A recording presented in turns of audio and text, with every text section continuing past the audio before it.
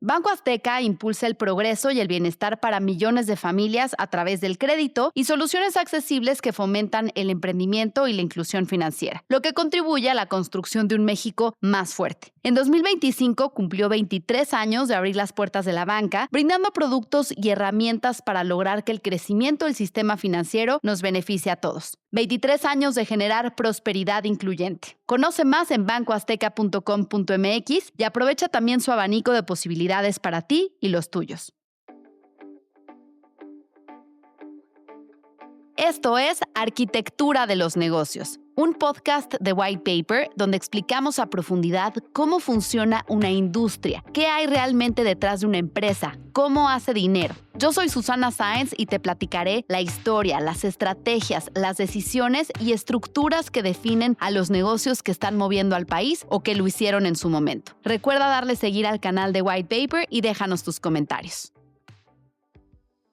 Hola, ¿qué tal? Yo soy Susana Sáenz y les doy la bienvenida a una nueva temporada de Arquitectura de los Negocios, en la que vamos a entrar hasta la cocina de una de las historias empresariales más representativas de México. Una de las pocas empresas que en menos de una generación crecieron de inicios muy modestos a cotizar en bolsa, operar en múltiples países y ser considerados un referente en estándares de operación por una de las marcas más emblemáticas del consumo moderno. Me refiero a Starbucks. Esta historia empezó con un horno de pizzas y 3 hermanos con hambre de construir algo distinto en un país que apenas se abría al mundo. Seguramente ya saben de quién estoy hablando. Me refiero a los hermanos Torrado y a Alsea, que hoy opera 4,795 unidades distribuidas en 12 países y que en el tercer trimestre del año, del 2025, reportó ventas totales de alrededor de 21,000 millones de pesos. A lo largo de esta temporada hablaremos de su historia, sus altas y bajas, por qué México es la región más rentable de la compañía, siendo Starbucks y Domino's sus negocios core, las desinversiones que han hecho recientemente de algunas marcas como Burger King, P.F. Chang's y Chili's, qué ha pasado con Vips, la próxima llegada de Chipotle, el potencial de crecimiento de la operadora, el papel de su nuevo CEO y los retos de la sucesión. Cosme, Alberto y Armando Torrado crecieron en una familia que ya tenía raíces empresariales. Su papá, don Alberto Torrado Monge, nació en 1940. Se casó joven y en 1962, a sus 22 años, tuvo a Cosme. Un año después, en el 63, a Alberto, y el pilón de la familia fue Armando, que llegó en 1969. Así, don Alberto, antes de sus 30 años, ya tenía 3 hijos y una familia que sacar adelante. Don Alberto, por naturaleza, siempre fue emprendedor. Tuvo múltiples negocios solo y con socios, entre los cuales se sabe que tuvo una compañía de transporte de pasajeros, también una flotilla de taxis, hacía compraventa de autos en México y Estados Unidos, estuvo como fabricante de lámparas y candiles, papel tapiz y también en la renovación de llantas. Entonces queda clarísimo que con esta cultura de emprendimiento, los hermanos Torrado desde muy chicos estuvieron expuestos al valor del trabajo y a tener ideas de negocio e intentar sin miedo al fracaso. Don Alberto además les inculcó la idea que juntos siempre podrían sumar más que separados o que cada uno por su lado. Dentro de sus pininos, el primer trabajo de Alberto hijo fue hacerse cargo de administrar una flotilla de 10 taxis de su papá, el cual, se dice, tuvo que cerrar ante la falta de rentabilidad. Sin embargo, junto con la flotilla, Alberto papá se había hecho de un pequeño taller mecánico, el cual Alberto y Cosme reconvirtieron en un taller de hojalatería y pintura y tuvieron su primera sociedad. A la par que hacían sus pininos, tuvieron, digamos que una formación académica sólida. Cosme y Alberto entraron cada uno por su lado a Derecho y Arquitectura respectivamente en la UNAM, pero después juntos a Contaduría en el ITAM.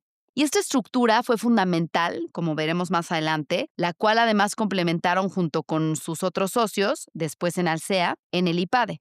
Mientras estudiaban la carrera, Alberto tomó el control de la fábrica de candiles y lámparas que tenía su papá. Este negocio, cuando lo tomó, no estaba dejando dinero. Se dice que rápidamente detectó que el problema estaba en el gerente. Entonces lo despidió y su padre respetó la decisión. Y en poco tiempo le dio la vuelta al negocio. Y tan le dio la vuelta que pudo reunir dinero suficiente para comprarle a su papá y socios. Cosme, por su lado, hizo lo mismo en la empresa de transporte de pasajeros que tenía su papá. Mientras tanto, Armando, el menor, fue aprendiendo de ver a sus hermanos grandes y estudió administración también en el ITAM.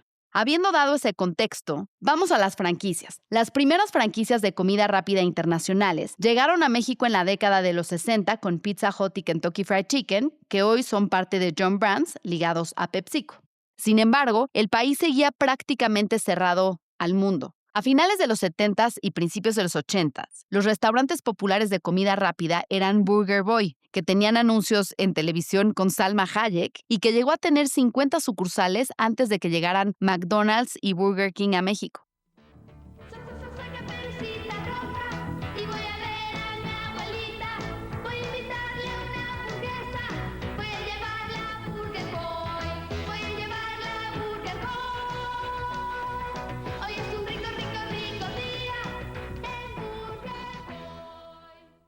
A finales de los 80 del siglo pasado, hay que decirlo, México vivió una transformación silenciosa. Después de la crisis del 82, el país empezaba a abrirse, a modernizar su economía y a recibir con curiosidad todo lo que viniera del exterior. Nuevas marcas, nuevas costumbres, nuevas aspiraciones. Para muchos jóvenes, comer en un restaurante con un logo extranjero no solamente era un tema de probar algo rico, diferente, era un símbolo de modernidad, de pertenecer a una generación que miraba hacia adelante, algo que 20 años después se repetiría con el café y con Starbucks. Pero no nos adelantemos, ya que después les voy a hablar de eso. Pero en 1985 llega el primer McDonald's a México en Periférico Sur. Al poco tiempo, Polanco fue la segunda ubicación, donde hoy hay una torre corporativa muy nueva y están las oficinas de Uber y abajo está el segundo McDonald's del país que fue demolido y reconstruido como parte de esta torre. Este dato es importante por el modelo de negocio de McDonald's en el que son dueños de la tierra. Y bueno, con esta llegada de McDonald's empieza rápidamente su expansión. Se dice que las filas interminables duraron meses tras las aperturas, gente formada en sus coches sobre el periférico. Imagínense este contexto. México avanzaba en abrirse al mundo y es así que en 1989, a un año del iniciado sexenio de Salinas de Gortari, el gobierno cambió el reglamento de inversiones extranjeras y promulga nuevas reglas de transferencia de tecnología en 1990, así como la ley de propiedad industrial en 1994. Y todo este marco legal se los platico porque fue sumamente relevante para el modelo de franquicias, porque empieza a despegar gracias al impulso regulatorio que antes no existía o no era al menos tan favorable. Y es así que en 1989, Domino's Pizza llega a México de la mano de la familia Cajan, que había traído el primer McDonald's a México 4 años antes. Rápidamente abren un par de sucursales más. Como contexto, déjenme decirles que Domino's Pizza nace en Estados Unidos en 1960.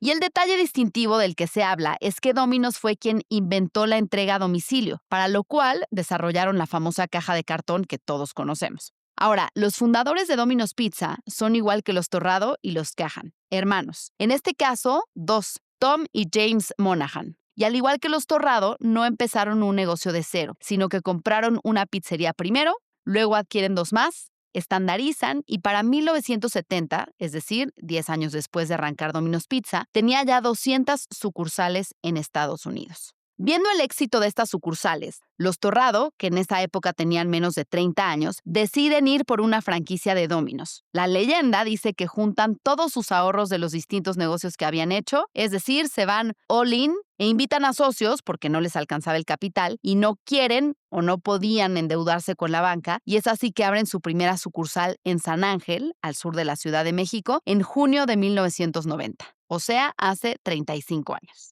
Se llevan una muy buena sorpresa. A diferencia del resto de negocios que habían tenido, este negocio era relativamente más fácil de operar y dejaba flujo de efectivo constante, sin cuentas por cobrar, por lo que supuestamente en apenas 6 meses recuperaron la inversión de este punto de venta.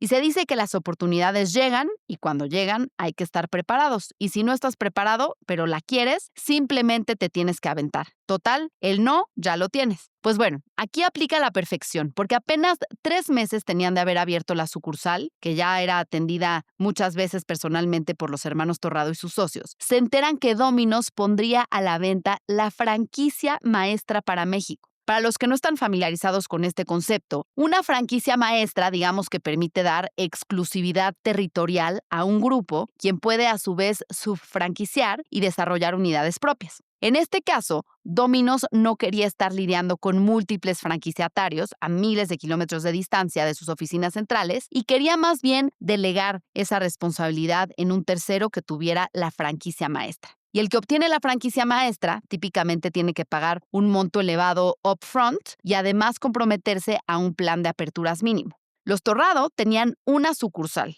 pero esto les daba derecho a concursar.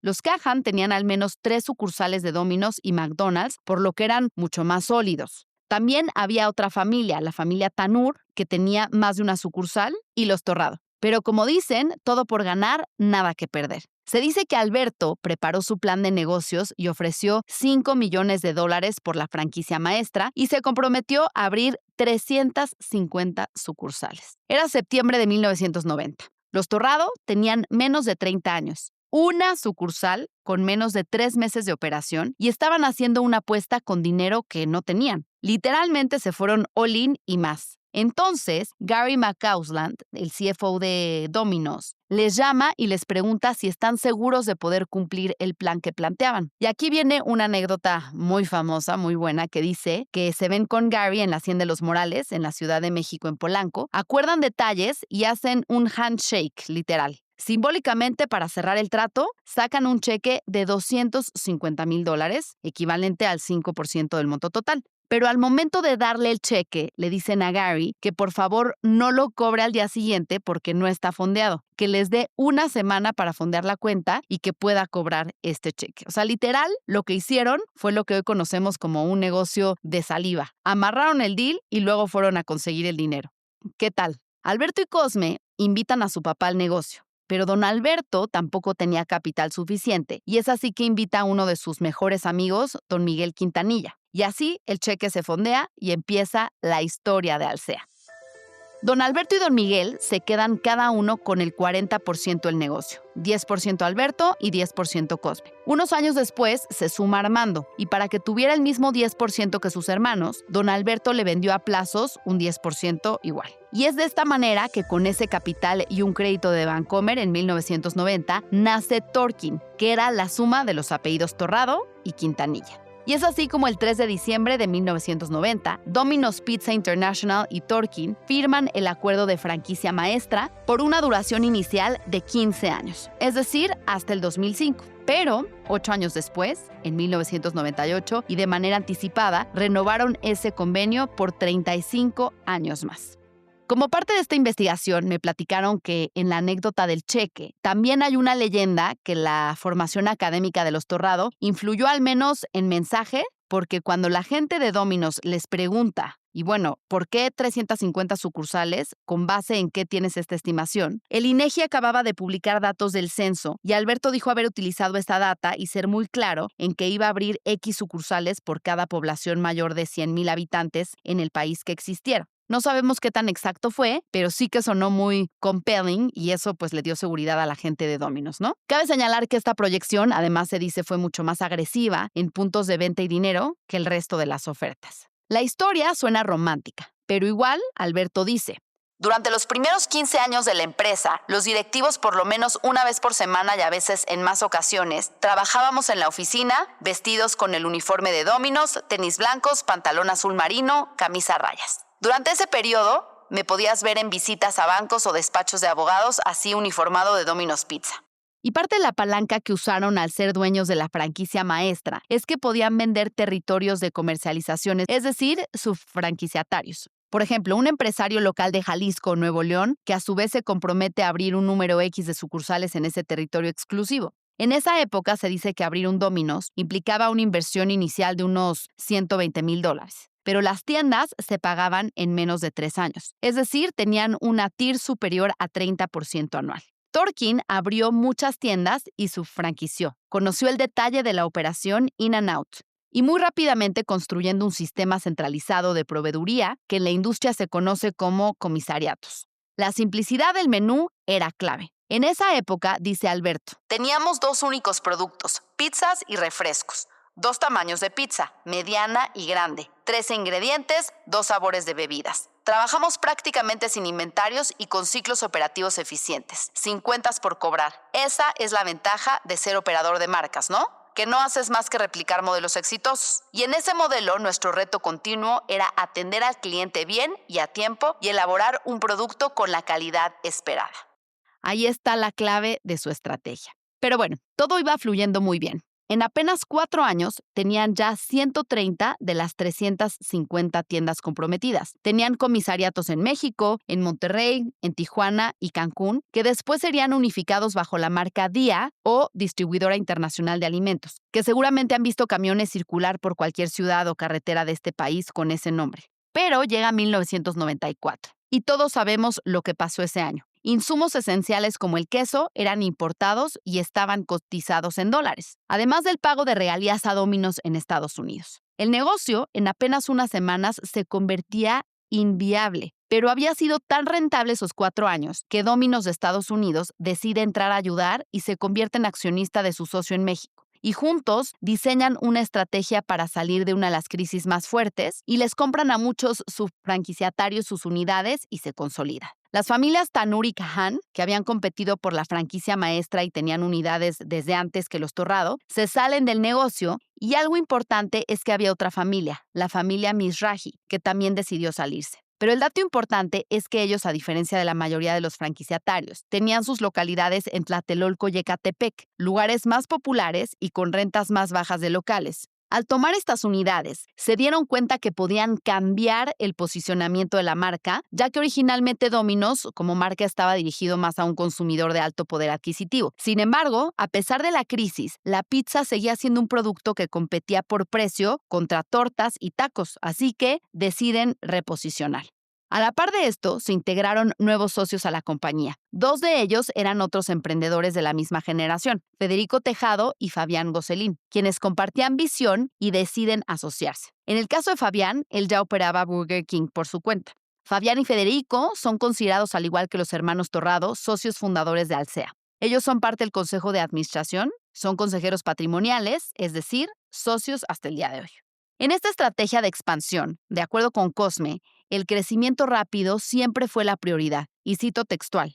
Tienes que hacerlo rápido, de lo contrario la competencia lo hará. Para Alsea, el crecimiento ha sido una forma de proteger su futuro. Básicamente tenían que crecer, porque si no llegaban ellos, la competencia llegaba. Alberto, por su parte, dice al respecto. Cuando un negocio empieza a ganar dinero, las opciones no son muchas. Tomar el dinero y lo gastas. Lo usas para crear otra compañía o lo conservas para impulsar el crecimiento de la empresa. Si no hay buenas razones para sacar ese dinero de la compañía, entonces hay que invertirlo en el crecimiento. Para mí, este razonamiento es muy claro. Por eso no entiendo a muchas organizaciones mexicanas que obtienen ganancias importantes y no las usan para expandirse. Para 1997, 3 años después del error de diciembre, Torkin, que no era Alsea todavía, tenía 197 unidades, facturando poco más de 536 millones de pesos de la época, unos 67 millones de dólares, considerando que el tipo de cambio peso-dólar era ligeramente superior a los 8 pesos en esa época, y empleaban a más de 2,000 personas. Una nota al margen. Este dato nos indica que una sucursal promedio de Domino's por esa época facturaba $340,000 anuales, es decir, poco menos de $1,000 diarios. Hoy, casi 30 años después, según el reporte anual de Domino's Pizza, a nivel mundial una sucursal promedio factura cerca del $1,000,000. Pero regresemos a 1997. Es en este año que Torkin se transforma en Alsea, como una primera etapa de institucionalización que había comenzado 2 años antes, cuando don Miguel Quintanilla, que fue fundamental para el arranque, vendió su participación, y Javier Mangino, secretario del consejo, empieza a mapear y desarrollar las reglas, con lo que forman las tenedoras de acciones, creando el primer board con consejeros independientes y con miras a cotizar en la Bolsa Mexicana de Valores. Contratan a PricewaterhouseCoopers, o como hoy se conoce PwC, como auditor independiente. Y este paso a la institucionalización tenía, como ya les mencionaba, un objetivo muy claro: hacerse públicos para poder obtener el financiamiento de la siguiente etapa de crecimiento. Antes exploraron otras alternativas. Una de ellas fue con JP Morgan, quien tenía un brazo de inversión tipo private equity, el cual fue descartado porque en su visión pues solamente les aportarían dinero y les representaría una serie de candados o covenants que limitaría su toma de decisiones. Entonces, en 1998 hicieron una primera emisión de deuda a tasa fija y finalmente en junio de 1999 salen a cotizar. Antes de salir a bolsa, los hermanos Torrado y su papá tenían aproximadamente el 85% de la empresa. Después de la colocación, bajaron a un 65%. Domino's Pizza otro 8% y el resto estaba en el float, es decir, entre el público inversionista. Alsea colocó en esa oferta inicial poco más de 22% de la compañía por $27.5 millones, es decir, una evaluación de poco más de $125 millones. Scotiabank, que fue el agente colocador, se quedó con casi el 10% de la empresa, es decir, tomó casi la mitad de la emisión. Y bueno, hoy, casi 30 años después, el market cap de Alsea es de unos 42,000 millones de pesos, es decir, poco más de 2,200 millones de dólares, casi 20 veces su valor inicial. En menos de 10 años, los hermanos Torrado habían apostado todo. Literalmente, cuando Domino's International les pidió un cheque por $250,000, firmaron sin tener el dinero en la cuenta. Pidieron una semana de gracia y en esos días consiguieron el financiamiento. Fue el primer gran salto de fe. En ese tiempo, Domino's no solo se consolidó, se convirtió en la base sobre la que aprenderían a escalar, estandarizar y profesionalizar una red de franquicias. Lo que le permitió a Alsea diversificar su portafolio en diferentes marcas y países a lo largo de estos 35 años que le han dado mucha flexibilidad. La próxima semana hablaremos de la expansión internacional y la llegada de un jugador clave, Starbucks. Esta es una producción de White Paper Media, la fuente de información de negocios en la que confían los principales empresarios y empresarias de nuestro país. Yo soy Susana Sáenz y si tienes curiosidad de cómo opera alguna industria o sector o alguna empresa, mándame tus sugerencias a susana@whitepaper.mx. Suscríbete en whitepaper.mx. Banco Azteca impulsa el progreso y el bienestar para millones de familias a través del crédito y soluciones accesibles que fomentan el emprendimiento y la inclusión financiera, lo que contribuye a la construcción de un México más fuerte. En 2025 cumplió 23 años de abrir las puertas de la banca, brindando productos y herramientas para lograr que el crecimiento del sistema financiero nos beneficie a todos. 23 años de generar prosperidad incluyente. Conoce más en bancoazteca.com.mx y aprovecha también su abanico de posibilidades para ti y los tuyos.